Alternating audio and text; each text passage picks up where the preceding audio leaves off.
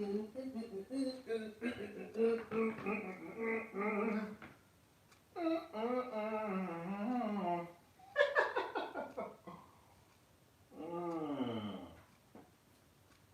it's a beautiful day for music. It's a wonderful day for sound. How are you guys doing?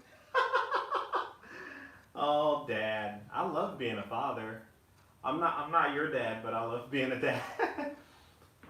Multiple people call me that in a few different places, so it's kind of funny. That's hilarious. Mm. Alex, we're gonna do a little bit of clapping. We're gonna be working on some flam stuff. We're gonna do a little bit of chop out, and of course, I'll be answering some of your questions and things. So it'll be a nice little time here and whatnot. How do I sound? I didn't get a chance to actually check my sound before this business and whatnot. So let me know if things are okay, and if they are, we'll go ahead and get started. Drinking my coffees today and whatnot. It was a late night and early mornings here. I have a few different projects that I have to turn in on the kind of music, video, audio editing side and things. So I'm super excited about some of that stuff, but we'll see. We shall see. Also, drop me a comment. Let me know if you guys like coffee or tea or neither. If you do like it, how do you like your coffee or tea? I've always kind of been a tea and coffee person. I call it bean water and leaf water. But this is important about me.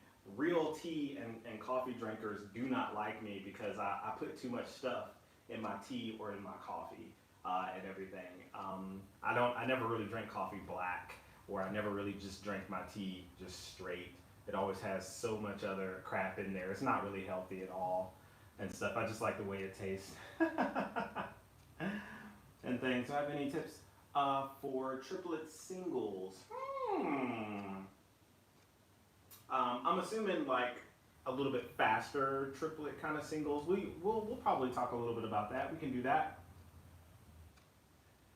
Hey, Marcus's daughter. Hey, Hannah. How are you doing? Grape juice. Woo, woo, woo. I'm a fan of all types of juice. I love it. I love it. I love it. Has a lot of children in his stream. That's all right, man. Hey, yeah, you gotta learn sometime, and it's great to be young. There's a lot of fervor, coffee, and a lot of creamer. Yeah, I literally just ran out of creamer, so now I have to figure out if I want to risk getting corona and dying to go get more creamer or just not drink coffee, because I'm not gonna drink it straight. That's how I roll over here.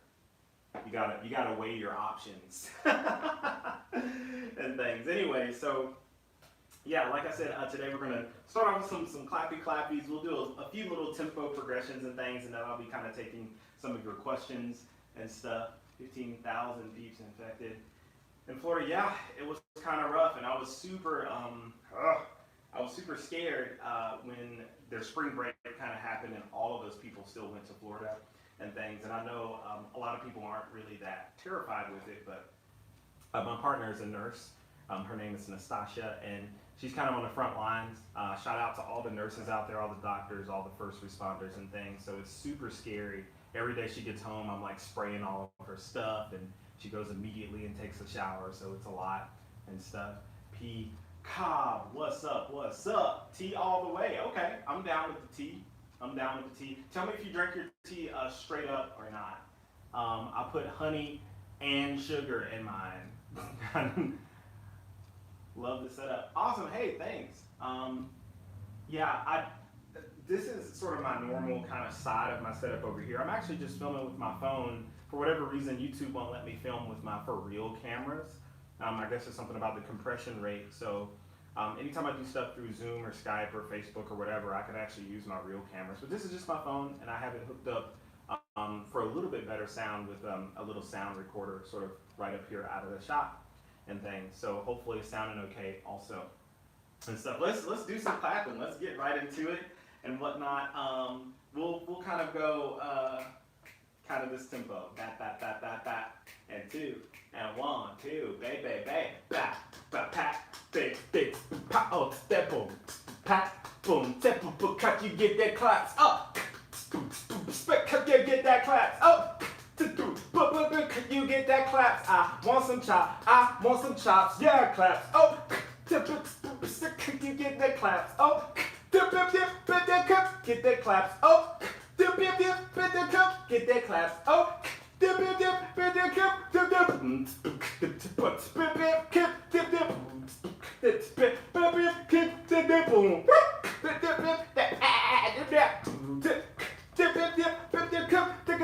Never cut that, you get that claps. Never cut that, you get that claps. Never cut that, get that claps. Get that claps. There you got that. Yummy, yummy. No.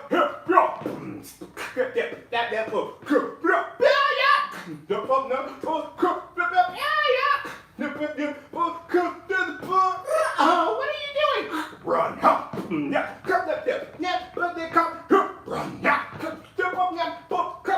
Run. 3 up, 1 up, and stop. Shake him out.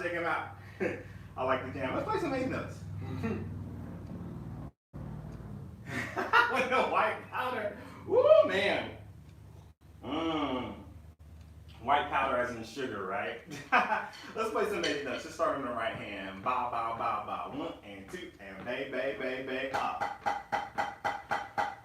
Left hand, bay, up. Oh, right hand, A. Nice and relaxed. Left hand, A. Big open strokes, just stretching them out. Left hand, right hand ready, and yeah. Using the rebound of the stick, left hand, oh. Right hand, oh. Left hand, and oh. Up, down the right hand, and A. Left hand and oh, ba, but so accent tap, right hand. One big note, one little note. Left hand, Make sure I'm not really squeezing on the actual accent, and I'm very specific with the openness and the evenness of those little notes. Super important that we pay attention to the little guys out there. And not just the big money makers, also known as accents. Boom. It's like the little who's in Whoville. Who will speak for the trees? The little rats. Get it? Hey, And in my brain, even though the accent is bigger, I hear the little note bigger in my brain. Yeah?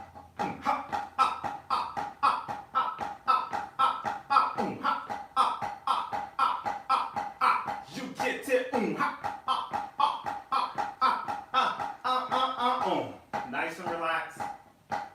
Yeah. Upbeats, yeah. 1 and 4 and 2 and 4 and 1 and. We'll do 2 measures on each hand. Hey, 1 and. Ba 1 and. Ba da da dee ba ba boom da da doo da da doo 1 and. Bitten that 1 and. De da da do do de da do 1 and.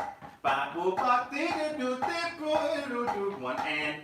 Ba de da da do do do do 1 and. That da do ja bo 1 and.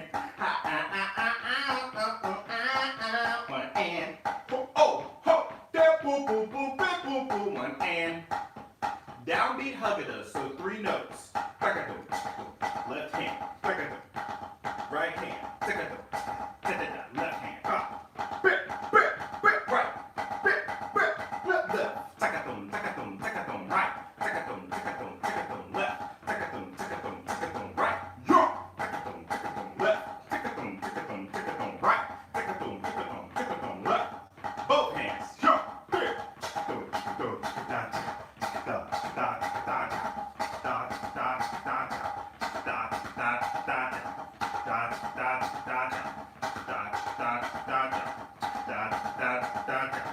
Right hand, hey, left hand, right hand, left hand, right hand,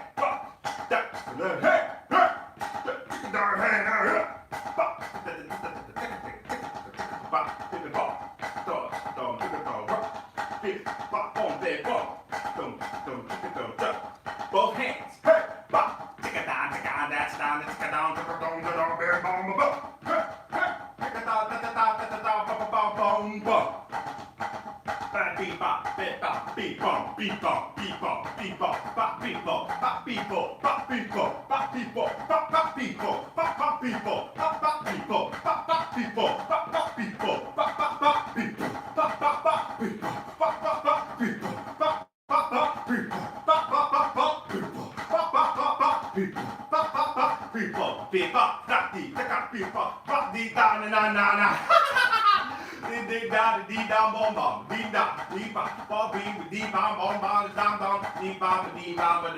two, and stop. Yeah, shake them out, shake them out. Nice, cute little, cute little stretching of the hands and things. Let me see, as the people were saying, having trouble playing notes with. Wait, 1/5. I'm assuming we're talking about 9 notes. Yeah, we are. Me confusing this morning how you count them. In my head, yeah, we can talk about that a little bit. Good stuff. Thank you, Raw. Awesome, awesome, awesome. You know exactly what sticks. These are the Roger Carter signature sticks from Vic Firth and things. I just really like them because I play a whole lot of drum set, and they're not too. I guess the way the weight distribution is just really works out for me, since I have to kind of go back and forth a whole lot and things. Awesome, awesome. Those are his signature, not my signature, Hannah. Those are Roger Carter. Definitely go check out Roger. He's been an educator for years and years. He's taught a lot of groups. He's currently with the Bluecoats, and he teaches at Broken City and things, and of course a bunch of different high schools and things. So check him out.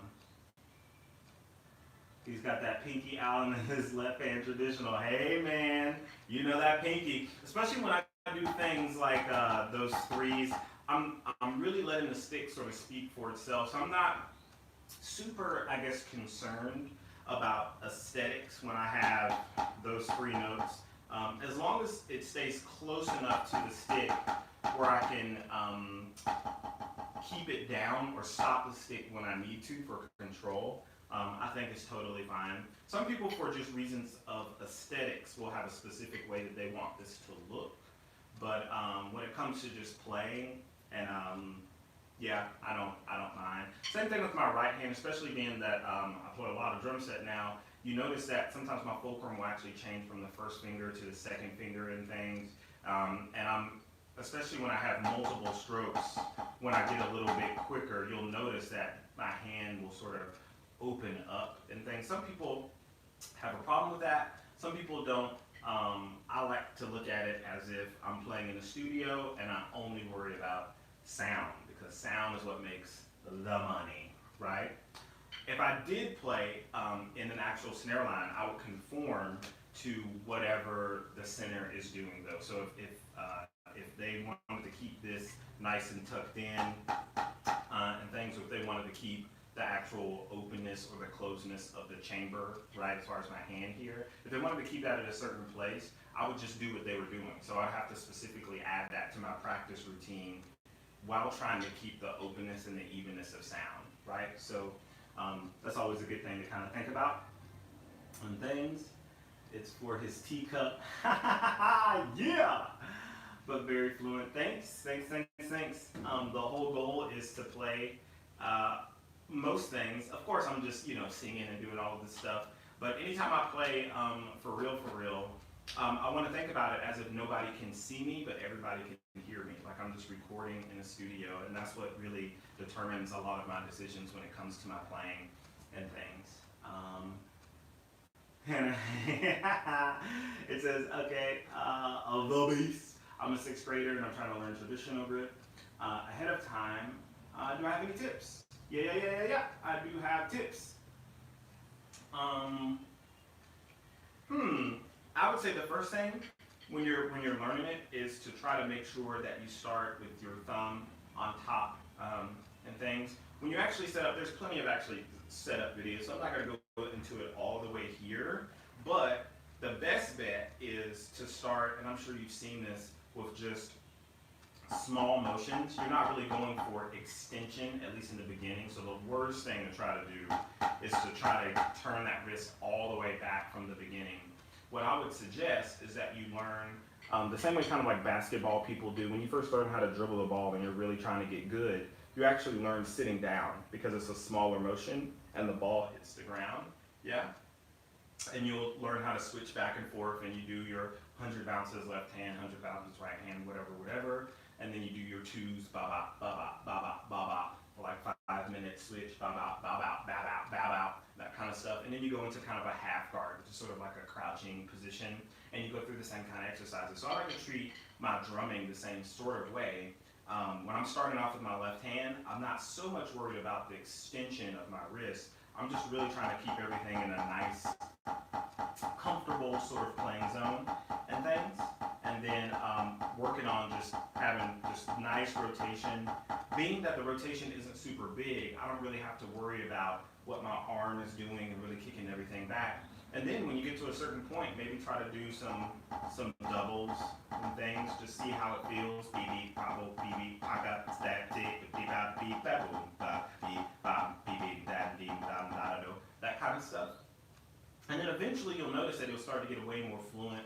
Even if you already kind of have some exercises that you do, just play them without extending all the way back. So like if you're trying to play like the grid or something like that, just keep your heights nice and sort of tucked in and smooth, and that'll sort of be the best way to kind of do it. Always listening for the sound, making sure that your angles are nice and consistent between your right hand and left hand. I will go ahead and tell you a lot of people want to kick up this left hand a lot higher than the right hand, so it'll just sound just different because of the angle of attack. So you might really have to think about bringing that left hand down. I know that's kind of a lot or a little bit, or whichever way you want to say it, but yeah, those are just a few tips when I like to think about that.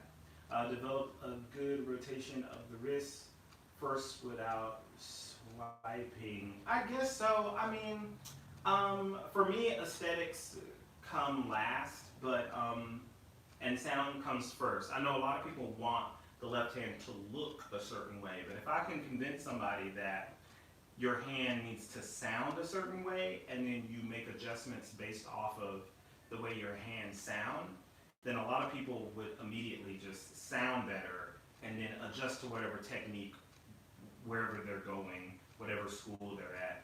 They can adjust to whatever that technique is. But if you can always think about having a smooth playing style with your sound being the thing that you're manipulating, not so much of exactly where your fingers are, that's kind of the best way for me to go.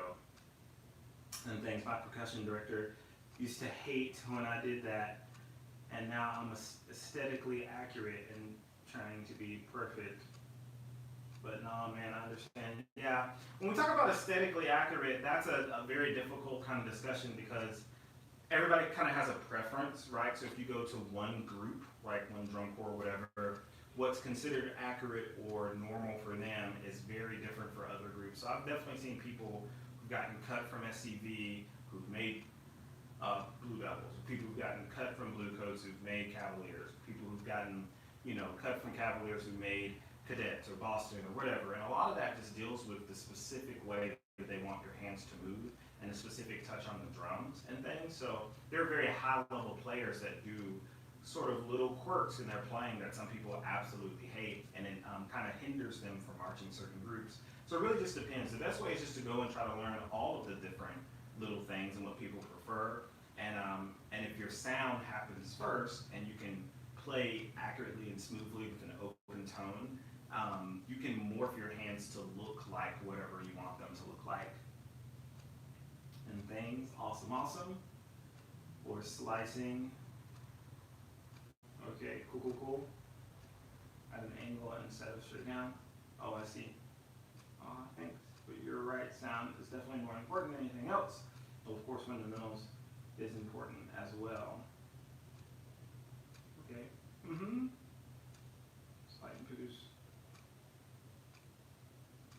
Wouldn't not slide.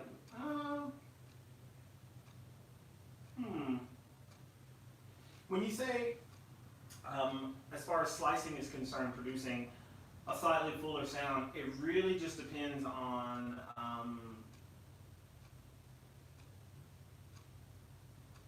I guess it just really depends on the evenness of your hands, right? Um, my stream is pausing a little bit. Let me check this real quick here.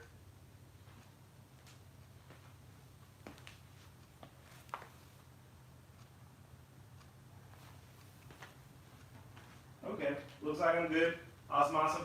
Anyway, so when you say the whole slicing thing, there's some people who purposely do that. I don't want to get too much into the weeds here, but there's a lot of theories about the angle of your hand, both in rotation sort of this way and where your hand actually should start at the beginning of your stroke.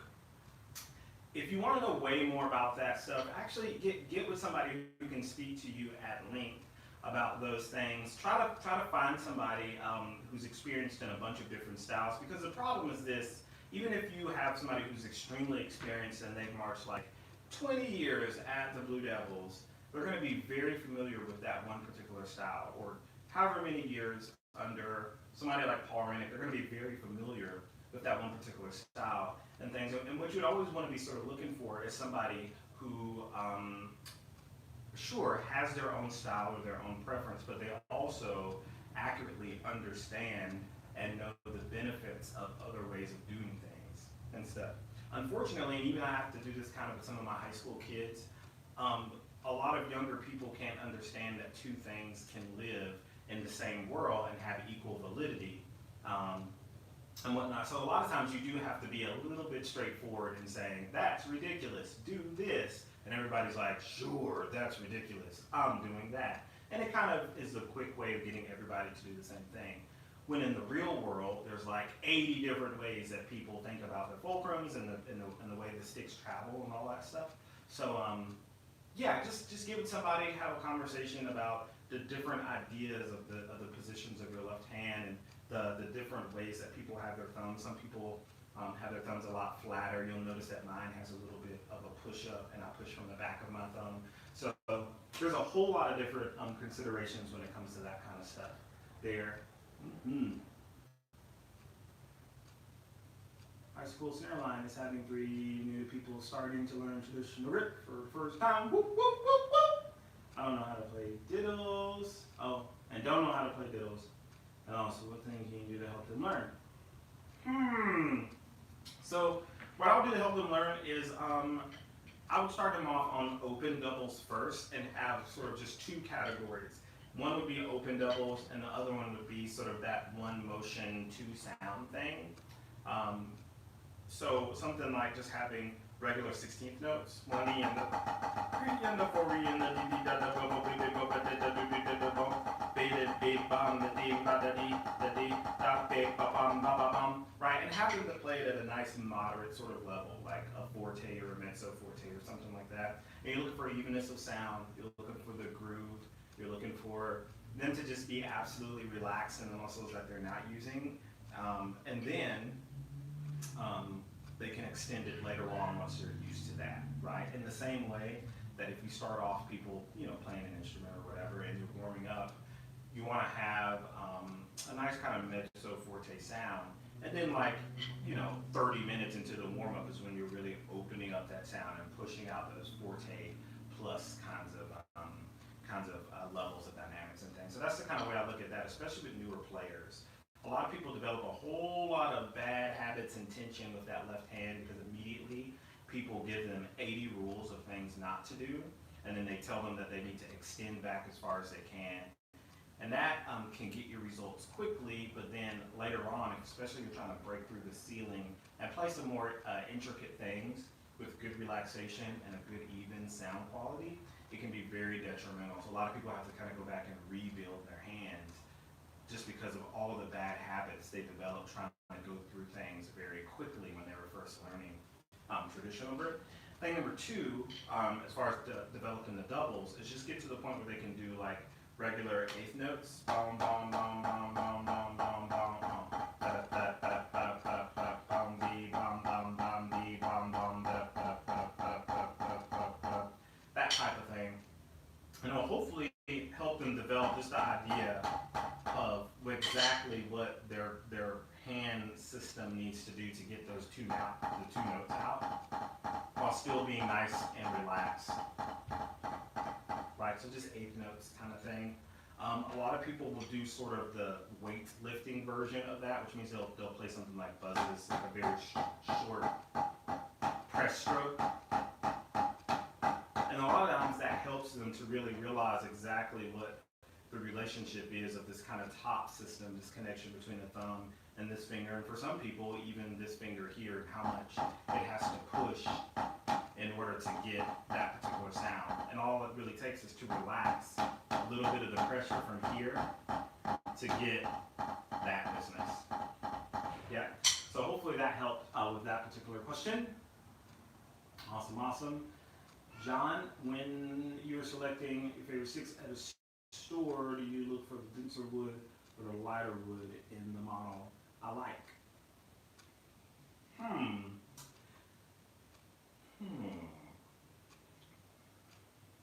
I will tell you that I do get my sticks from Vic Firth, and when they do send them to me, for the most part, they send me the denser sticks.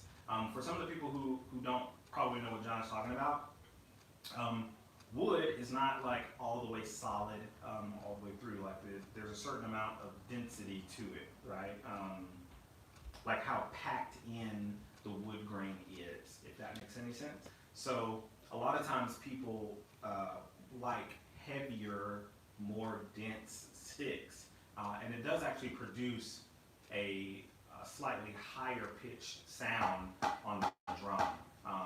Sometimes if you have a stick that's a little bit lighter or a stick that feels hollow, there's a whole lot of sort of vibrations that happen in the stick more than other ones when you're actually playing. And some people really don't like that. It really just depends on your relationship to the rebound on your stick. I'm not going to get too far into the jams, but there are some people, because of the way that they play, that actually prefer their sticks to be sort of heavy, but not necessarily dense. And things. So people have preferences. I happen to really like denser sticks that have sort of a higher pitch to it. However, I get them from the factory and things. Now, if I was shopping in the store, I would just make sure I kind of hit them on the ground and things, just to make sure, like with an open kind of hand, just to make sure that they have the same pitch and the vibration in my hand isn't too much, right, when I'm actually playing. Because I play with a very loose grip and things. Do I have any advice for practicing riding maculas? Sure, I would practice them without the accent first, right? So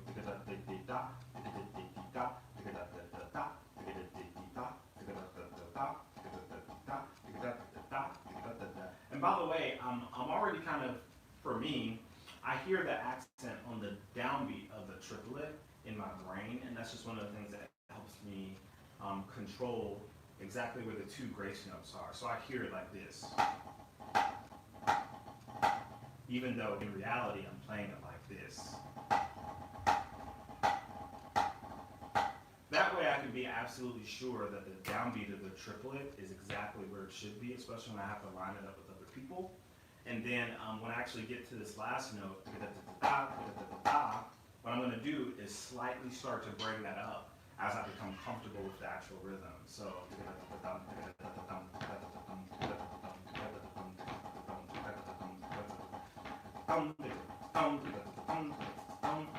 I'm not playing a full accent yet.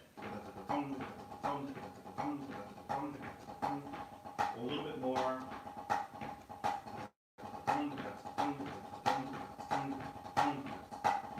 And then I'm going to sort of start to bring it up a little bit over time, with the goal being having the same amount of space on the two grace notes, nice even clarity and open tone on those three triplets, and then when I have that last note, I want it to actually be an open, relaxed sounding note. I don't want to sort of squeeze my hand and slam it down. I don't want to do that, right? I want to really make sure that it's nice and relaxed. Even though the sound is big, I want to change the shape of the note, right? So if I have da da da da da da, right, it turns into like a square or something as opposed to a circle. Da da da da da da da da da da da as opposed to da da da da da da da da da da. It's louder, it's bigger, but it's a different shape. So I want to keep my shape or my tones actually the same. Hopefully that helped. Our Roger Carter signature, would you consider them for tenor drums as well? Most tenor drummers would not like to play with those, at least on any sort of regular basis, mainly because of where the weight is. They would have to kind of cut off maybe an inch or so at the back.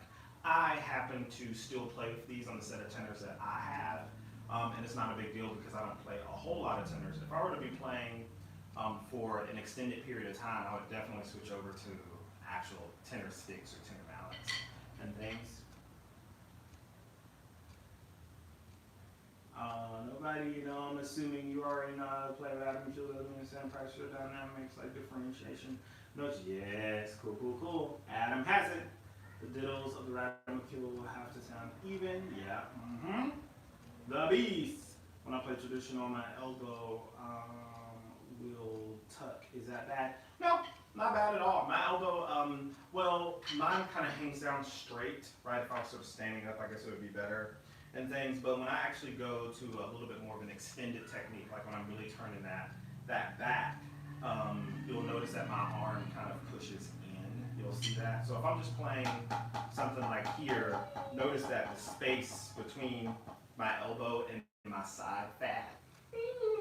My elbow and my side fat is kind of consistent, but notice that when I actually start doing stuff like accent tap or bucks, right, you see that actually pushing in, this kind of idea.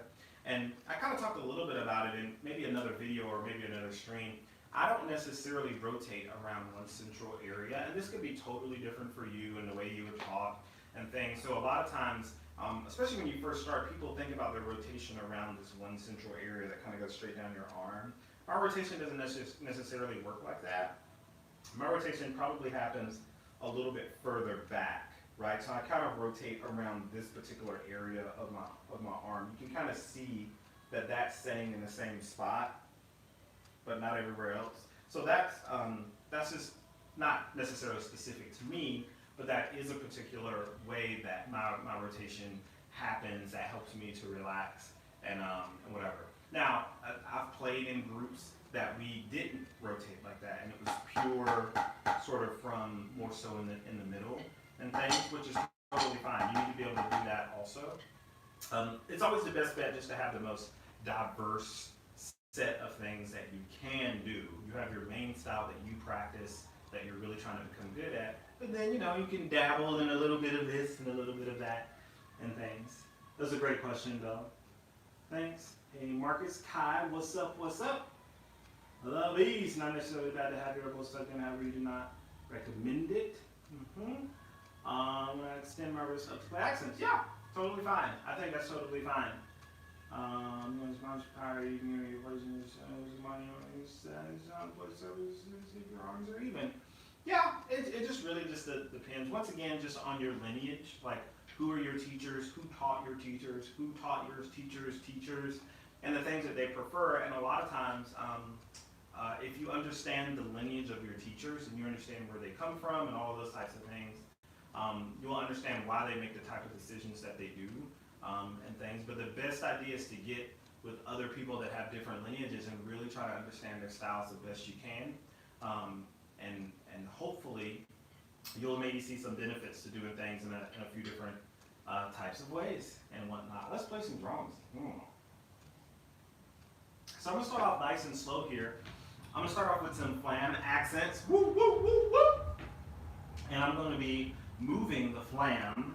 So I'm going to have 4 flam accents. Bra, boo, boo, bra, boo, boo, bra, boo, boo, bra, boo, boo. And I'm going to be moving the flam to the second partial, right? So the accent's still on the downbeat. On flam, on flam, on flam, on flam. Some people call those touches. I've even heard people refer to them as tajadas.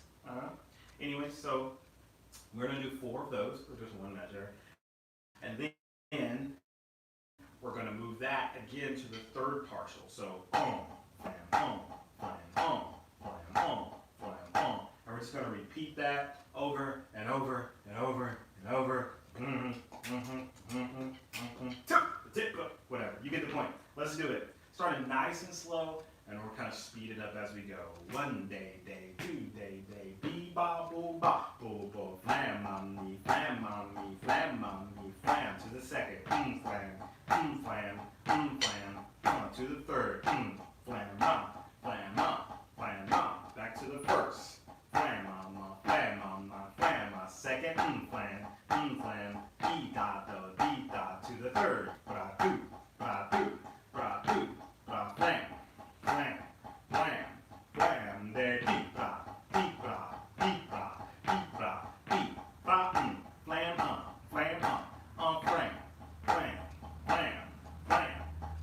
flam, flam, flam up, flam up, flam up, flam, flam, flam, flam, flam, flam up, flam up, flam up, pull. Be pop, pop, D flam, flam, back, be pop, flam, they, bam, over the flam, flam,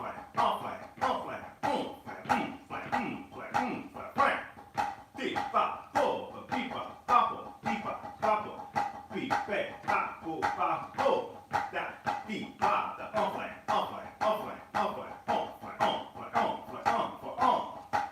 be pop.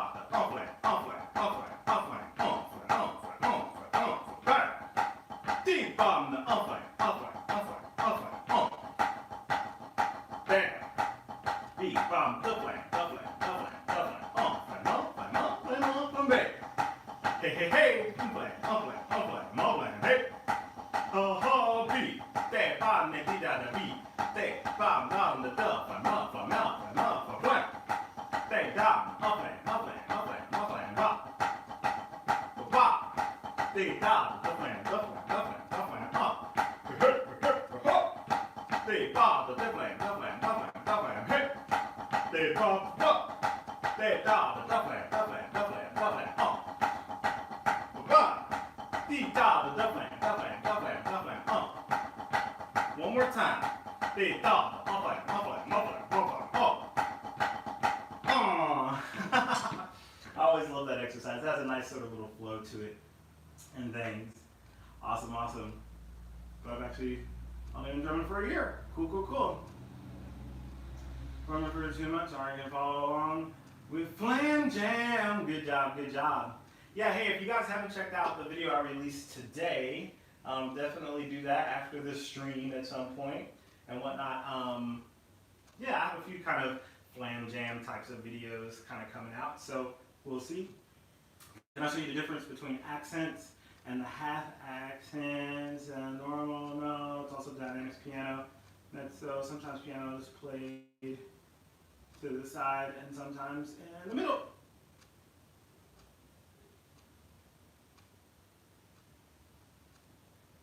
Oh, the blue coat's fun then. Cool. All right, so hey, so Hannah, first of all,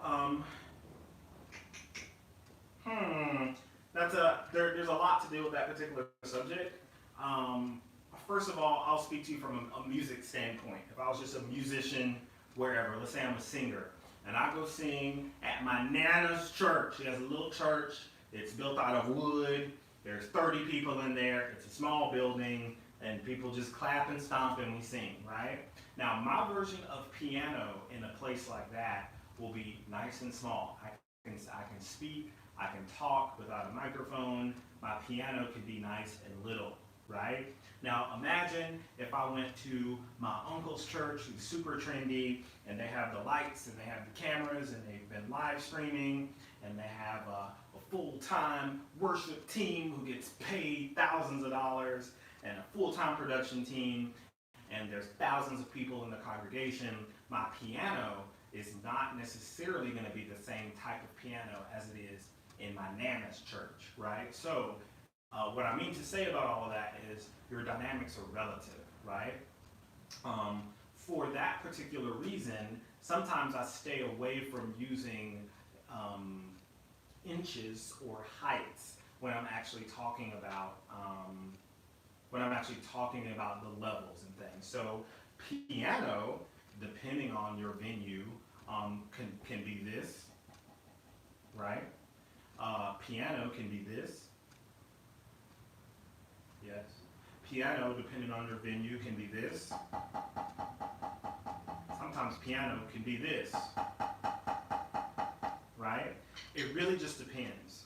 A lot of times what you have to do for your particular group or your particular ensemble or band or whatever it is you're doing is you have to know where you're performing. So let's say if your goal is to perform in stadiums, right? And your band is of a certain size. Let's say you have 100 people in your marching band, then you determining what does it sound like if they're playing their just concert F tuning sequence or concert B flat, and you guys are playing your eighth notes underneath that, like as a group, as an ensemble, then your piano will be whatever height and whatever velocity or whatever that is, that balances with the rest of your band when they're playing piano. So for some people that could be here, for some people that could be here, and that really just depends on your instrument and a lot of other types of factors, right?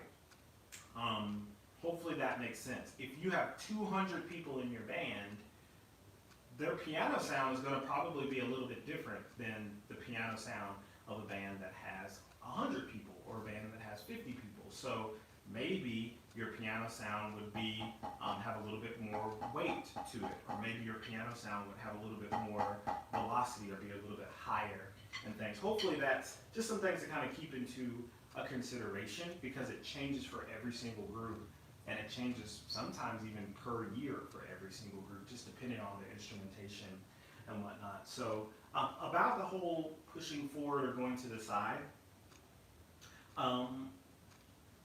physics, right? If you have something that has volume in it, so the way that a snare drum works is that it moves air through the actual drum, it vibrates the bottom head, and the little snares go, right? So if I'm actually tickling the snare drum up here, that's moving a whole lot less air than if I were to play like in the middle or slightly off in the middle or whatever. It works like that on any snare drum. Marching snare drum, field drum, concert drum, whatever, drum set and things. So if I move away from the middle, even if I'm playing really loud, I just can't move as much air around the drum because of physics. It's just the way the laws work and things. So what helps out some people is when they actually move over there, it helps them, number one, play softer while keeping the same, I guess, type of stroke and things. You can't really tell the difference on a drum pad, but it also changes the timbre and the color slightly. And some people like the thinning out of texture. It has a slightly less amount of lower frequencies or mid to low frequencies. So it kind of thins out the texture, and it's physically quieter than playing in other places. Some people will choose to, when they play at the edge, they'll choose to go over what they call the gut. So you'll notice on marching snare drums, the actual snares don't go straight front to back. A lot of them kind of go side to side at an angle. So a lot of times when people go to the edge, they want to stay over the actual snare guts, and that's why they sort of move over to the side when they do that. It's because the actual snares are running at an angle, and they still want to keep the snare drum sound a little bit more prominent in the mix. So hopefully that helps you. There's a whole lot of things to kind of talk about within that conversation and things, but hopefully that helped you. Let me know and things. You would play on the side when the music specifies edge, other it should say in the center. Okay. Which means straight above the note. Like in the CI music most of the time. Cool. Can you play higher heights with lighter velocity? My main critique is being too poundy. Yeah. So this is what we call Thomas. Thank you for joining. I'll drink to that. Mm, it's coffee. I said I'll drink to it like it's something else. Anyway, so um, a lot of people refer to that as touch, right? You being able to play with whatever you consider middle of the road, just letting the stick push back nice and comfortably. And then also being able to manipulate the stick in a few different ways. One of the ways we can manipulate the stick is adding weight to the stick, so pushing down through the head. Notice that you're going to start to see the tip of my bead sort of pause here. You notice it's kind of pausing right there. So I added a little bit more weight. I'm going to add a lot more weight now. And notice that the stick is kind of pausing further down. Notice when I said I'm adding weight, I'm not adding pressure to my hand necessarily. I'm not like squeezing and locking everything up. I'll go back to the sort of middle of the road idea here. Now, I can do two other things with the stick here. I can add velocity, which means I'm keeping the same tempo, but the stick is moving quicker through the air. And you'll probably notice that it's kind of pausing a little bit up top when I do that. So the speed of the stick, while keeping the same tempo, is called velocity. Another thing I can do to manipulate the stick is start to add a little bit of shading. So just as a singer can sing a note that's open, ah, but then they can also purposely close off a note, ah, like I pushed the note further back into my throat and I purposely closed it down. And a lot of people will do that to add effect. So we can do the same thing with drums. We can add resistance to the note here to make it have a little bit less rebound. And that's one of the ways that we can sort of play with high heights, but not necessarily make a lot of sound and things. So your ability to control those things we call touch. What is your touch on the drum? Do you have the ability to push through the drum, to sort of be in the middle of the road, to have a high velocity, that quick stroke? Or do you have the ability to shade some of those notes when you want to? So it can be big, but then you're sort of pulling it off as to not play through the drum as much and things. So hopefully that helped with that definition and things. Hannah, awesome. I'm glad that helped. If you guys have any questions and whatnot, definitely hit me up. Go ahead and hit that like button also, a little thumbs up. Apparently it helps the algorithm and things. And what I tell people is that it's always my preference to give away all of my knowledge, like 98% of it for free, right? And things, because I would like to just see a whole lot more people just playing better. That's my ultimate goal, is just to provide myself as a resource to you guys. What does the straight line above the music note mean?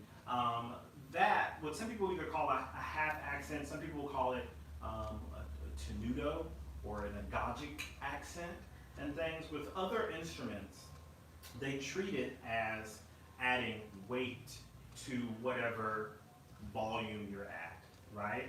So let's say if I had triplets and I'm playing piano and there's like, this is my note, and then you have that little straight line on top of the note and things. So this is my triplets, triplet, triplet, triplet, and I'm at whatever version of piano the situation calls for, right? All I'm going to be doing is adding weight to that note here by just putting a little bit of a button or a little bit of an emphasis on the note, right? Here,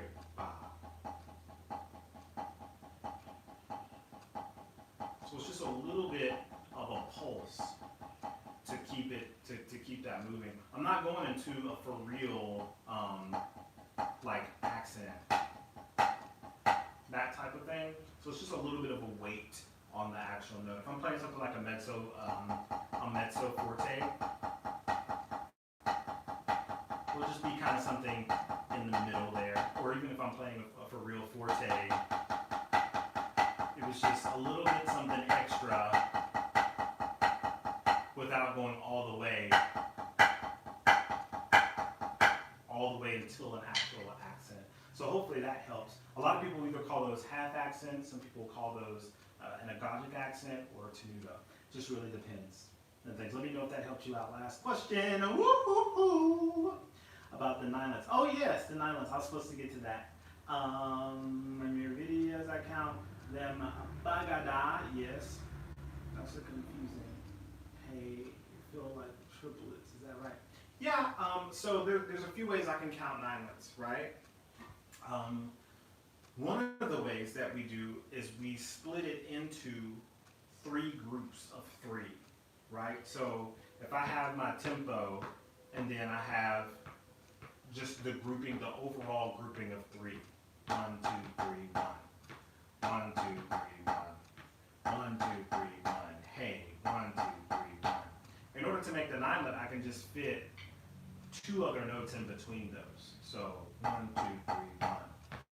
1, 2, 3, 1. 1, 2, 3, 1. 1, 2, 3, 1. And all I'm doing there is just putting two little left hands in between those. Right? 1, 2, 3, 1. 1, 2, 3, 1. 1, 2, 3, 1. 1, 2, 3, 1. Digga digga digga digga da. Digga digga digga digga da. Right? Another way you can think about it is just straight up hearing 9 notes. I know that's crazy, but if you slow it down, I guess it might help. It didn't necessarily help me when I was learning it. It helped me more to think about it in just that overall grouping of 3, as opposed to just hearing 1, 2, 3, 4, 5, 6, 7, 8, 9, like that kind of thing and stuff. So hopefully that will help you a little bit, just practicing hearing the overall group of 3 and then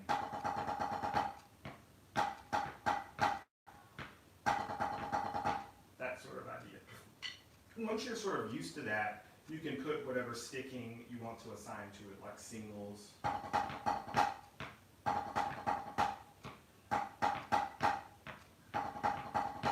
That kind of idea. There's a whole lot of different variations and things.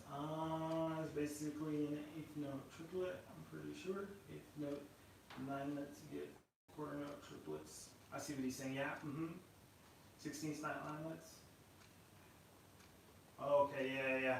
And really 9lets can happen in any particular ratio, right? It just really depends on the speed of the music, and it depends on if they are written in 16th notes or if they're written in 8th notes and things. If you have any more questions about that, definitely hit me up. Or maybe try to take a screenshot of the music and tell me what tempo it is, and I can definitely help you out with that and things. Yeah, very good question. Let's play one more thing before we actually get out of here and stuff. And I always like to kind of get my hands moving a little bit. So let's do a little bit of some flam tap. Hear me, woo, woo, woo, and whatnot. You guys had some great questions today. Of course, this is my whole week of doing live streams and whatnot. So I'll be back here tomorrow, which is Thursday at 1 p.m. Eastern. If you guys like what's happening on this page and you have some extra coins, you can hit up my Cash App, or you can go to Patreon. We're building a nice small little army over there, and it's really cool because I get to reinvest a lot of that stuff to sort of update some of the things that I use here. I don't really do live streaming and things as a part of my media company, but once I kind of build up a little bit more stuff, I'm going to make some strategic purposes so I can actually share my screen, have some music up, run some of my tracks in a live stream and that kind of stuff. So hopefully that'll be cool. And thanks for you guys and stuff. So basically we're going to have 16th notes with just accents on the downbeat. And we're just have one measure of flam taps. And then I'm going to have the same 16th notes. And then 2 measures of the flam taps. That kind of thing, right? So, and we'll probably take it up to 8, and then we'll speed it up, and then we'll speed it up, and we'll speed it up, and our hands will fall off, right? Anywho, we'll start it nice and slow here. Good extension, beautiful even sounds. 1 and 2 and taco day. The flam taps bump. The singles. The 2 measures and singles.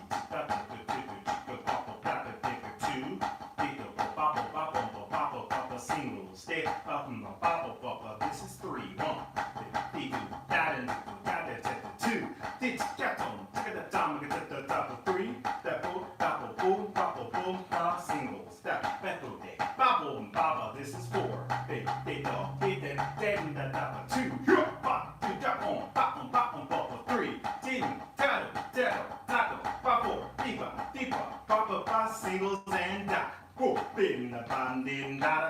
5.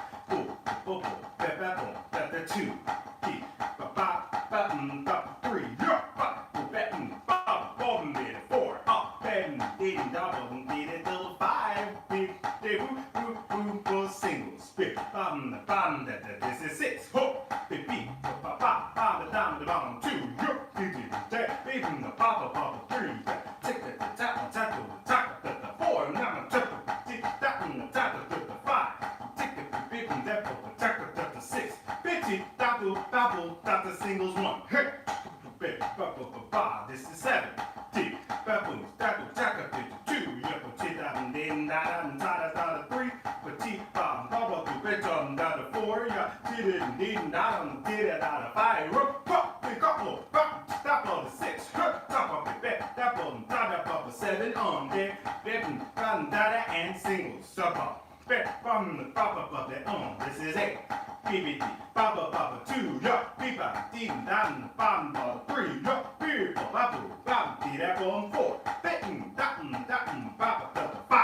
Ha, you got it. Hey, 6. Bubble, dada on the 7. Boom, the 8, the 5. Back into the singles a little bit faster.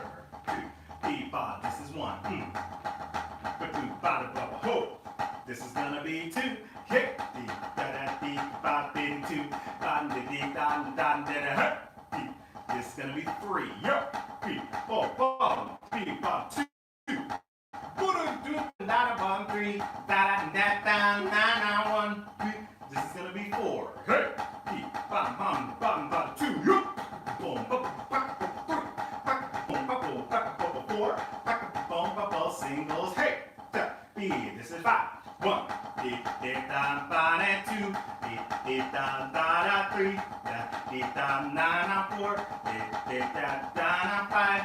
5, back to the check. This is 6. 1, 2, 3, 4,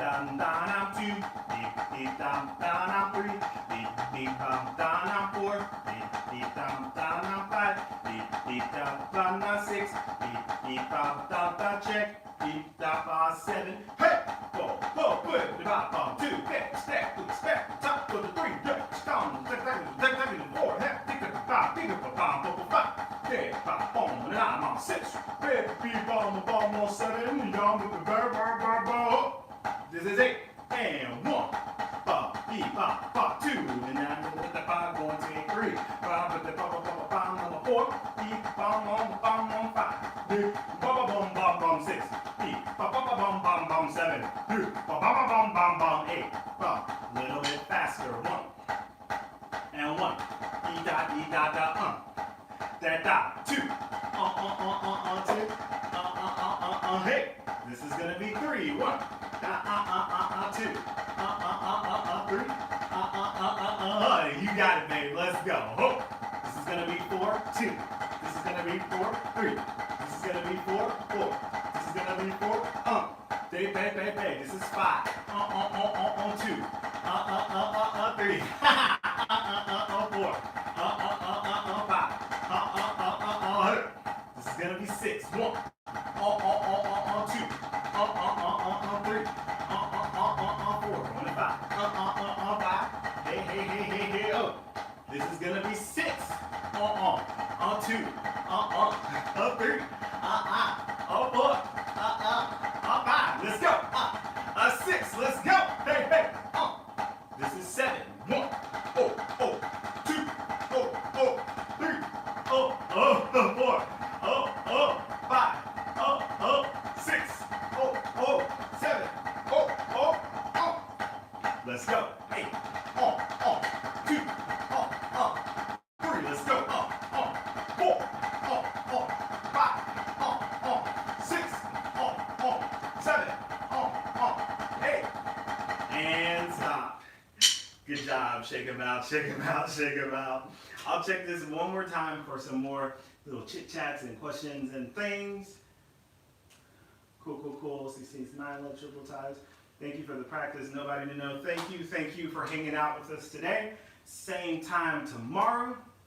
Of course, Jesus Christ, calm down. Never. One of the things I love about drumming is the energy we put into the drum. the energy we put into our sound, the physicality of actually hitting things. I love it, I love it, I love it. And things, my drum line can't even play doubles this fast.